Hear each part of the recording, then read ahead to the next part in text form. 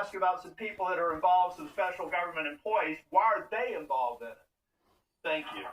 Senator, no. That $100,000 only had to do. And I will hold the clock until I finish. Okay. The bottom line is I've done the analysis, and you can say whatever you want to. I worked with a Democrat governor. I worked with a Republican governor. I've worked with fiscal research. We have people contacting my office now to get the information to better understand the failure of this department.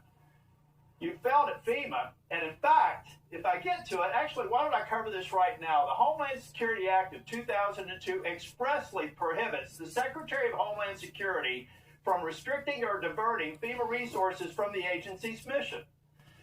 Based on your disaster response, the chart that I just showed you, I have reason to believe that you're violating the law, either knowingly or unknowingly.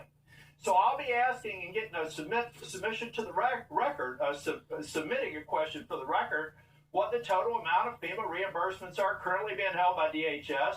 Right. Now, going back to Minneapolis, why can't we just say we made a mistake? I will ask you one question, if you can just give me a quick response. Who does Tom Homan work for? You or the president? The president. Okay. Why is that? Because I believe the president recognized that you weren't getting it done in Minneapolis, and you're putting us further away from pointing to this. We're beginning to get the American people to think that deporting people is wrong. It's the exact opposite. The way you're going about deporting them is wrong.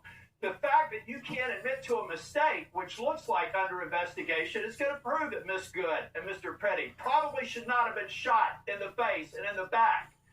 Law enforcement needs to learn from that. You don't protect them by not looking after the facts. Not only should the FBI be investigating it, but every single law enforcement agency in that jurisdiction should be invited to it.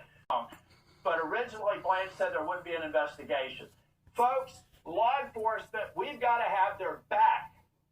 We've got to make it clear when they make a mistake, then they get corrected for it.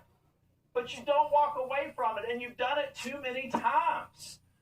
The passage where you talk about killing a dog that was 14 months old. I train dogs, all right?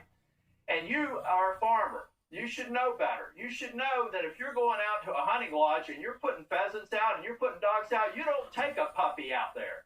A 14-month-old dog is basically a teenager in dog years. You decided to kill that dog because you had not invested the appropriate time in training, and then you have the audacity to go into a book and say it's a leadership lesson about tough choices. It's in your book. We could play it if we had time. At that same lunch hour, you killed a goat.